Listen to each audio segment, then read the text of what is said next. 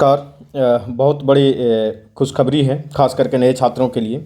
71वें BPSC का notification मई के अंत में लगभग आ जाने की संभावना है और इसमें बहुत सारे पदों की वैकेंसी वगैरह आई हुई है, आप जानते ही हैं। उसके बारे में इस वीडियो में बात करेंगे। वीडियो पूरा देखेंगे। जो छात्र बीपीएससी के नहीं भी हैं उन छात्रों के लिए भी अलग अलग वैकेंसियाँ आने वाली है। इसका अपडेट मैंने इस टेलीग्राम ग्रुप में ISPCS इंस्टीट्यूट में पहले ही कर दिया था। ये अपडेट वहीं से मैंने कॉपी करके इसमें डाला भी है, तो आप देख सकते हैं इसे। आप ISPCS इंस्टीट्यूट ज्वाइन कर सकते हैं। आप टेलीग्राम पे सर्च करेंगे ISPCS इंस्टीट्यूट तो ये मिल जाएगा आपको।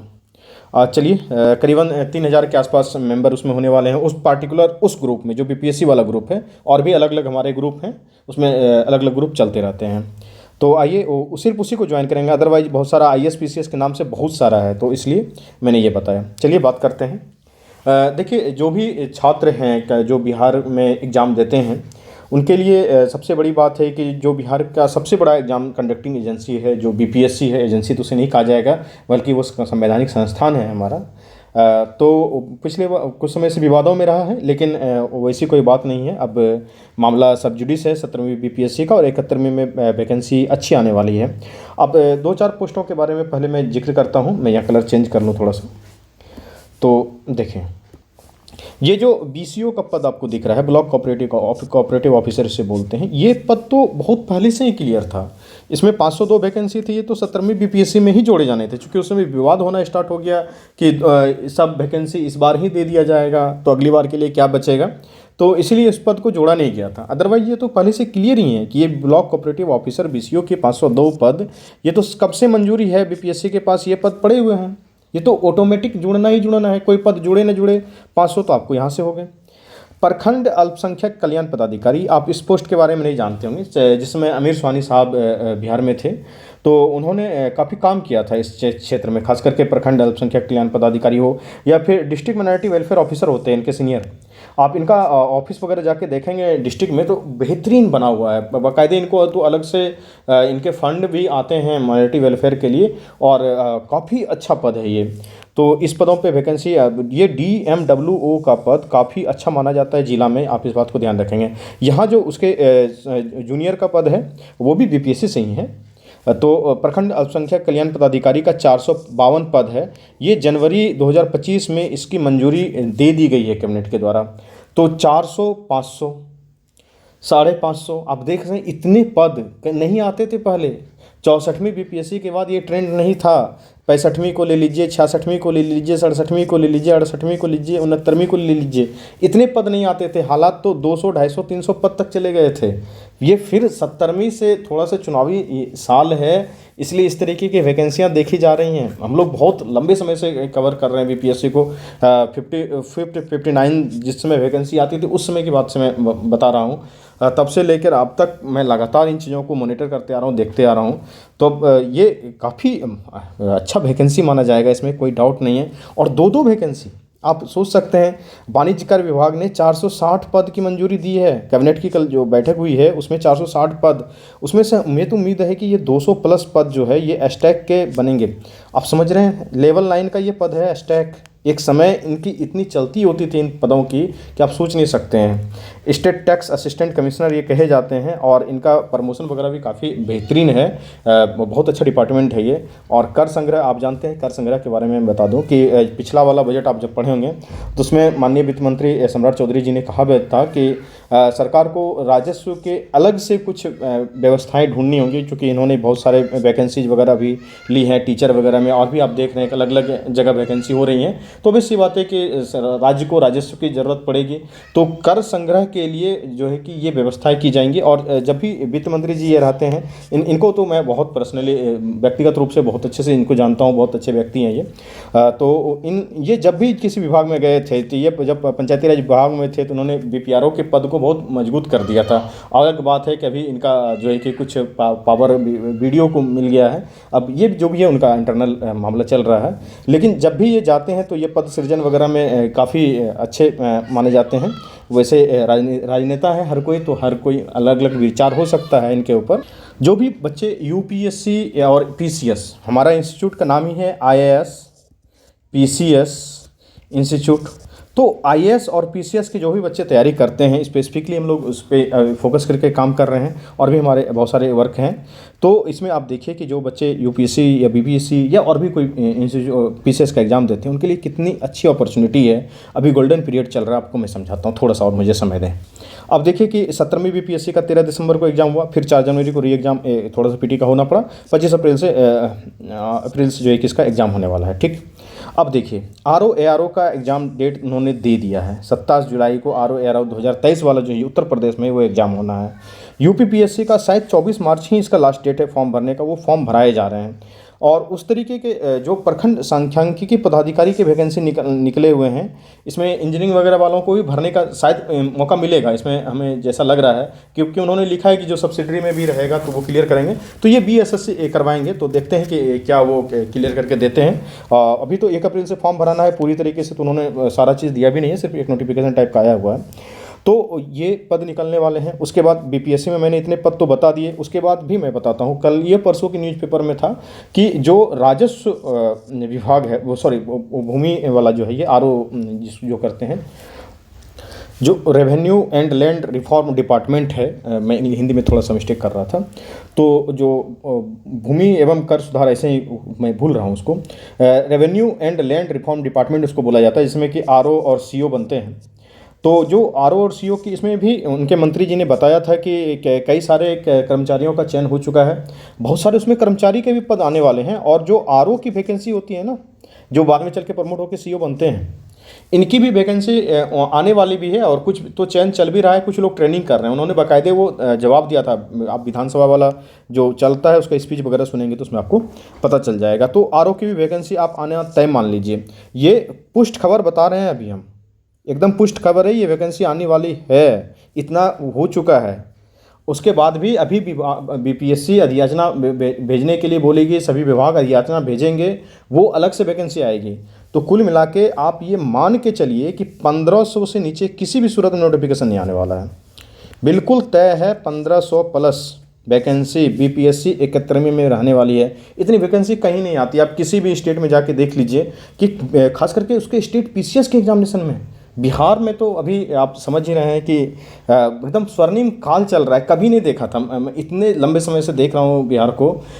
एक समय ऐसा था कि वैकेंसी के नाम पे, खास करके बिहार में, बिहार स्पेसिफिक वैकेंसी के नाम पे तो 10-10 साल लगते थे, 15-15 साल। कुछ वैकेंसी तो अभी भी जो निकल रहे हैं वो 10 साल 8 साल, वो सीडीपीओ वगैरह की वैकेंसी 2003 में आई, फिर 18 में आई, इस तरीके की बात होती थी। बीच में पूरा साफ था माजरा। अभी आप देख रहे हैं कि हर पार्टियों में होड़ लगी हुई है। कांग्रेस का भी जो यूथ यात्रा निकल रहा है कन्हैया कुमार के नेतृत्व में, वो भी कर रहे हैं रोजगार दो, पलायन रोको, रोजगार दो यात्रा उनका चल रहा है। आरजेडी जेडीयू में तो होड़ लगी हुई है कि कौन सबसे ज़्यादा रोजगार देगा। तो हमारे लिए तो बहुत अच्छी बात है। इस तरीके से अगर बात चल रही है रोजगार देने की बिहार के युवाओं को, तो ये तो बहुत बेहतरीन बात है, इसमें कोई दिक्कत नहीं है। जन स्वराज भी रोजगार को लेके, इस बार जो बिहार का इलेक्शन है उसमें रोजगार काफ़ी बड़ा मुद्दा रहने वाला है, और रहना भी चाहिए, क्योंकि बिहार में वैसे इंडस्ट्री वगैरह की कमी है, वरना ये सरकारी नौकरी पे इतने दबाव नहीं पड़ते। आप देख रहे हैं। मैं और भी कुछ वैकेंसी के बारे में बता देता हूँ, वीडियो लंबा हो जाएगा नहीं तो शॉर्ट करते हैं अब इसको। ये टेलीग्राम पे अपडेटेड है, ये सारा बात अपडेटेड मिलता है, आप जाकर टेलीग्राम ग्रुप जरूर ज्वाइन करेंगे। यहाँ पे देखिए ये सारे संभावना है। बिहार एसएससी का जो है कि स्नातक स्तर वाला परीक्षा, ये जिसको कि सीजीएल बीएसएससी सीजीएल 4 बोलेंगे इसको, ये काफ़ी बेहतरीन वैकेंसी होती है। इसमें तो बहुत सारे बीपीएस पद ऐसे हैं जो बीपीएससी में, जो आप ब्लॉक वगैरह में काम करते हैं, वैसे तो सब जगह अच्छे हैं, लेकिन कुछ लोग होते हैं ना कि मुझे शहर में रहना, पटना में रहना। बहुत जो सीजीएल में चले गए हैं, वो सेंट्रल वाले में, वो बच्चे भी बाहर से कर्नाटक, तमिलनाडु वगैरह कहाँ काम कर रहे हैं। वैसे पूरा भारत हमारा है, सब हमारे जगह अच्छे हैं, लेकिन कुछ लोगों को अपने स्टेट में काम करने का मन करता है, तो वो बच्चे वापस आना चाहते हैं कि मैं अपने स्टेट में सेवा करना चाहता हूँ। तो वो भी अच्छा इंटरेस्ट दे का फॉर्म भराया हुआ है। इसमें भी सुगबुगाहट चल रही है इसके एजेंसी वगैरह का चयन का मामला। बिहार दरोगा सॉरी, ये तो लगातार वैकेंसी देते रहती है। इसमें तो बात क्या है, टीआरई 4 मई में आना ही आना है, इसमें तो बोल ही दिया मंत्री जी ने कल। अब क्या बचा? लाइब्रेरियन की बहाली 18 साल से रुकी हुई है, सारे लोग लाइब्रेरियन की डिग्री लेके बैठे हुए हैं, ये वैकेंसी आने वाला है। उसके बाद सिविल कोड क्लर्क का जो वैकेंसी वगैरह चल रहा है, मामला चल ही रहा है। कंप्यूटर शिक्षक भर्ती परीक्षा, इसमें तो शायद 34 या 35 हज़ार टीचरों की बात चल रही है, वो 5th से 8 में। आप सोच रहे हैं सिविल कोर्ट में प्यून की बात, उसके बाद जो सेंट्रल लेवल पे भी हैं कुछ वैकेंसियाँ, रेलवे एनटीपीसी का मामला जो है, उसके बाद वो जो भी है ग्रुप डी वगैरह, बिहार पुलिस वाले में इसमें भी वैकेंसी काफ़ी है, शायद निकल गया है, मैं इसका डेटा बताता हूँ आपको। हाँ, ये जो बच्चे बिहार पुलिस देना चाहते हैं वो 19838, ये 19,838 बिहार पुलिस की वैकेंसी। आप सोच सकते हैं इतनी वैकेंसी, वो भी एक साथ। मैं अभी देख रहा था, चूँकि ISPCS इंस्टीट्यूट है तो ये यूपीएससी के मामले में भी काम करता है, बीपीएससी के मामले में भी, स्टेट पीसीएस के मामले में भी, और अलग अलग जगहों में खास करके काम करता है। तो मैं देख रहा था कि जो यूपीएससी के फॉर्म इस बार भरे गए हैं, आप उसमें यूपीएससी का पद तो यूपीएससी का पद है ही, उसमें कोई डाउट नहीं करना चाहिए, वो बहुत बेहतरीन पद है, बढ़िया संस्थान है, बहुत अच्छी बात है। लेकिन मैं एक चीज़ थोड़ा सा एनालिसिस देना चाहूँगा कि उसमें भी कुछ पद जब भरे जाते हैं पोस्ट प्रेफरेंस, इस बार उन्होंने पहले ही भरवा लिया था। तो कुछ बच्चों ने ला के दिखाया कि सर ऐसे ऐसे भरना है, थोड़ा सा अगर हो सके तो गाइड करें। तो मैंने भी उसे देखा, तो उसमें कुछ पद तो बहुत बेहतरीन है, ऑल इंडिया सर्विसेज वगैरह है, यूपीएससी का सम्मान है, बहुत बहुत सम्मान के साथ मैं ये बात बोलना चाहूँगा कि कुछ पद जो थे उसके बाद ऐसा था कि आप या तो दिल्ली में काम करेंगे या उस डिपार्टमेंट में काम करेंगे। मैं कहता हूँ आप जो है कि अंडमान निकोबार में काम करें, वो भी अखंड भारत का हिस्सा है, उसमें कोई डाउट नहीं, बस मैं समझाने के लिए कह रहा हूँ।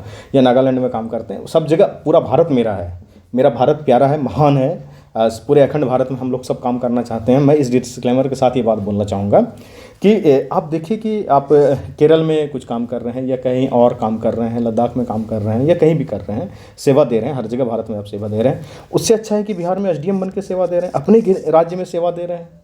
अब जंगल में मोर नाचा किसने देखा? बिहार में आप काम कर रहे हैं, जो बिहार में पद है, प्रतिष्ठा है, वो अलग उसका है, सम्मान है कि आप जो काम कर रहे हैं उसको लोग रिकॉग्नाइज कर रहे हैं, और अपने ही लोगों के बीच में सेवा करके आप उसको अपने राज्य को ऊंचा उठाना चाह रहे हैं। जो बिहार भी 28वें रैंक पे आता है, इसका रैंकिंग धीरे धीरे ख़राब हो गया है, उसको सुधारने में आपका योगदान रहेगा तो कितना बेहतरीन हो सकता है। उसके बाद अपने परिवार के साथ रहने का अलग मज़ा है, जैसे हर राज्य वाले अपने परिवार के साथ रहते हैं, हम लोग भी अपने परिवार के साथ रहेंगे। क्यों पलायन होके यहाँ से लोग बाहर जाएंगे? हम भी, हमारा अपना राज्य है, बिहार है, हमारी महान संस्कृति रही है। अब मैं एक छोटी सी बात कहता हूँ, उसके बाद वीडियो ख़त्म कर दूँगा।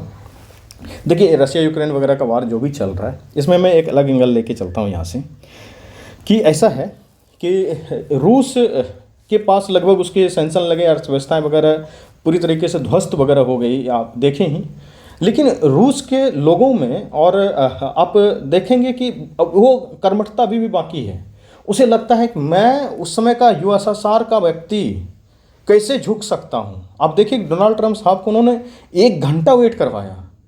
आप समझ सकते हैं ना कि वो होता है ना कि एक कहावत हमारे बिहार में कि जूना जर गया लेकिन ऐठ नहीं गया। तो उसको अगर पॉजिटिव सेंस में देखें कि हम उस महान भूमि के लोग हैं, हमारी मगध की संस्कृति रही है, हमारे यहाँ अशोक सम्राट हुए हैं, हम उस महान संस्कृति के लोग हैं जहाँ बिहार से ही पूरा पावर ड्रिवन हुआ करता था, और आज हमारी स्थिति भले ही ख़राब है लेकिन हम इसको फिर से ठीक कर सकते हैं। वही मामला रूस के लोगों में खास करके दिखता है कि इस तरीके का, मुझे जैसा लगता है, ये पूरी तरीके से मेरा विवेचना है, इसमें कोई टीका टिप्पणी नहीं, कि आप देखिए कि वो ये है ना, मैं यूएसएसआर था एक ज़माने में, तो वो वाला रहना चाहिए। मैं भी मगध साम्राज्य के लोग हैं, हम लोग बहुत, हमारे पूर्वज बहुत बड़े थे, अंग प्रदेश वगैरह, दानवीर कर्ण की भूमि वगैरह, भागलपुर वगैरह, आप देखिए ना हर जगह विक्रमशिला विश्वविद्यालय हमारे यहाँ पे है, क्या नहीं है।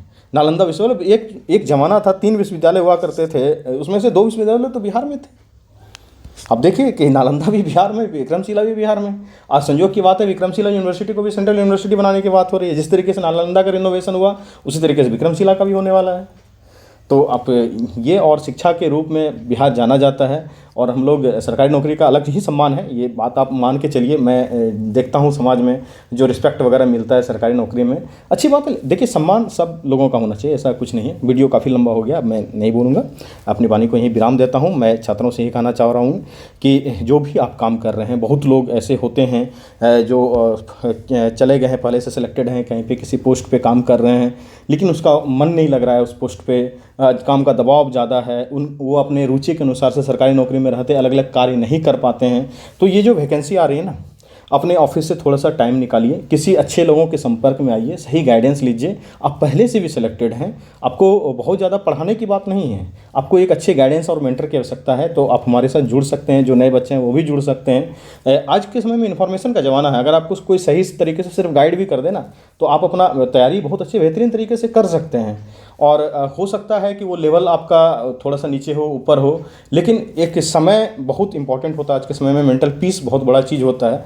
अगर आप जॉब में भी हैं अलग अलग जगह, चाहे प्राइवेट सेक्टर में हो, गवर्नमेंट सेक्टर में हो, या कहीं भी हो, किसी भी पद पे हो, अगर आपको लगता है कि हाँ मुझे इस विभाग में जैसे प्रखंड सांख्यिकी है, या फिर अल्पसंख्यक कल्याण पदाधिकारी है, या फिर जो भी विभाग है, वाणिज्य कर विभाग है, या जो भी पोस्ट है, या BSS CGL में पटना वगैरह में जॉब मिल जाता है, काफ़ी बेहतरीन जॉब है, बहुत पीसफुल नेचर का जॉब मिलता है। आप जानते हैं इन सब बातों को। आज के समय में पैसे नहीं दिखाए जाते हैं कि सैलरी किस जॉब में कितना मिल रहा है, किस जॉब में कितना शांति मिल रहा है, कौन से आपके इंटरेस्ट का जॉब है, क्योंकि पैसे कमाने के और भी बहुत सारे तरीके हैं। मैं घूस वगैरह की बात नहीं कर रहा हूँ, मैं लीगल मनी की बात कर रहा हूँ। आप बच्चों को पढ़ा सकते हैं और कुछ कर सकते हैं, अपने परिवार को समय दे सकते हैं, फैमिली को समय दे सकते हैं। पीस वो भी अलग चीज़ होता है। आप जो लोग जॉब में हैं उसको रिलेट कर पाएंगे। कभी भी जीवन में गलत काम नहीं करना है कि घूस वगैरह लेके पैसे कमा रहे हैं। वो पकड़े जाएंगे तो फिर बहुत बुरा स्थिति होगा। वो पूरा जीवन, आज के समय में तो इतना डिजिटल मामला हो गया है, को ट्रैक रिकॉर्ड एक बार ख़राब हो गया तो पूरा जीवन आपके साथ दाग लगा हुआ रह जाएगा। तो मैं इन सब की बात बिल्कुल भी नहीं कर रहा हूँ। आप कुछ काम कर सकते हैं, कुछ क्रिएटिव वर्क कर सकते हैं, बहुत बहुत सारा चीज़ कर सकते हैं। आप सरकारी नौकरी के साथ अपने बच्चों को पढ़ाएंगे, वो आगे बढ़ेगा, अच्छे स्कूलों में जाएगा, तो वो भी आपके लिए एक एसेट है ना।